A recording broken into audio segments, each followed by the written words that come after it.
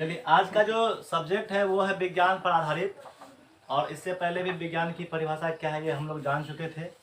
आज हम लोग विज्ञान पर जिस टॉपिक पे बात करने वाले हैं उस टॉपिक का नाम है टेम्परेचर। ठीक है, टेम्परेचर को ना आप हिंदी में ताप कह सकते हैं, तापमान कह सकते हैं, तापक्रम कह सकते हैं, गर्मी भी कह सकते हैं।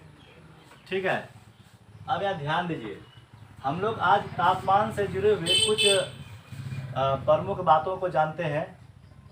देखिए, सबसे पहला तो हम लोग तापमान को किस प्रकार के मात्रक में मापा जाता है। तो यहाँ ध्यान दीजिएगा, तापमान को 3 प्रकार के मात्रक में मापा जाता है। एक होता है डिग्री सेल्सियस, एक होता है केल्विन और एक होता है फ़ारेनहाइट। तो चलिए, सबसे पहले हम लोग बात करते हैं आज डिग्री सेल्सियस की। तो देखिए, तापमान का सामान्य मात्रक डिग्री सेल्सियस है। इसको इस प्रकार से संक्षेप में इस प्रकार से इसको व्यक्त किया जाता है। अब हम लोग बात करेंगे मानव शरीर के तापमान की। तो देखिए, मानव शरीर का जो तापमान होता है इनको भी हम लोग 3 प्रकार से व्यक्त करते हैं। पहले जो था पुरानी पद्धति के अनुसार डिग्री सेल्सियस में हम लोग इसको व्यक्त करते थे। अब कुछ नवीन पद्धति आ चुकी है, उसमें आप कह सकते हैं कि फ़ारेनहाइट में या केल्विन में।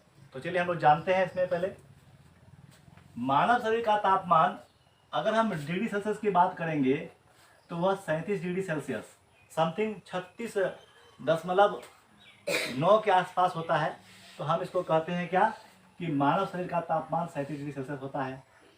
अब देखिए, हम लोग बात करेंगे बर्फ का। बर्फ यानी आइस। बर्फ का जो गलनांक होता है वह होता है 0 डिग्री सेल्सियस। हम लोग अगले वीडियो में पढ़ेंगे कि गलनांक की परिभाषा क्या है और क्वथनांक की परिभाषा क्या है।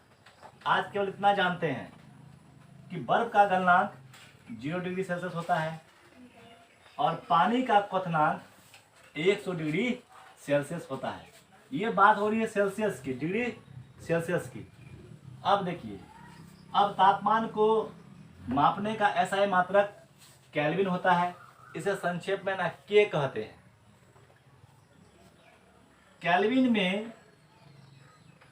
केल्विन ताप पर बर्फ का गलनांक जो होता है वो होता है 273 केल्विन। 273 केल्विन होता है। और केल्विन ताप पर पानी का क्वथनांक 373 केल्विन होता है।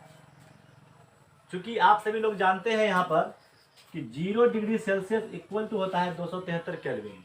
अब देखिए, हम तुलना कर रहे हैं।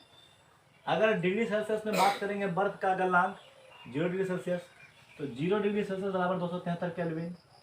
तो बर्फ का जो तापमान है केल्विन में, जो है बर्फ का तापमान केल्विन में हम लोग गलनांक के रूप में व्यक्त करते हैं, ये केल्विन के रूप में व्यक्त करते हैं, तो 273 केल्विन होता है। उसी प्रकार से केल्विन ताप पर पानी का क्वथनांक जो होगा वो 373 केल्विन हो गया, क्योंकि यहाँ पर 100 डिग्री हम जोड़ दिए। ठीक है, तो 100 डिग्री यहाँ पर जोड़े और प्लस 273, तो 100 प्लस 273 टोटल कितना हो गया 373।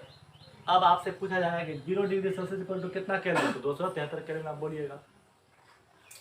अब देखिए, केल्विन ताप को यदि निकालना हो तो इसका एक फॉर्मूला है कि केल्विन ताप इक्वल टू होता है सेल्सियस ताप प्लस 273। यानी जितना डिग्री किसी भी वस्तु का जो है टेम्परेचर दिया गया है डिग्री सेल्सियस में, उसको यहाँ पे लिखेंगे और उसमें 273 जोड़ देंगे, तो टोटल जोड़ेंगे तो उतना आ जाएगा। अब देखिए, मानव शरीर का तापमान फ़ारेनहाइट में 98.6 डिग्री फ़ारेनहाइट होता है। कहीं कहीं पर आपको 98.4 डिग्री फ़ारेनहाइट भी लिखा हुआ रहेगा। ठीक है, मानव शरीर का तापमान अगर केल्विन में व्यक्त करेंगे हम लोग तो 310.03 केल्विन होता है। अब इसको किस प्रकार से हम प्राप्त करेंगे, कैसे हम लोग निकालेंगे, इसका एक फॉर्मूला है जो हम लोग अब पढ़ने वाले हैं।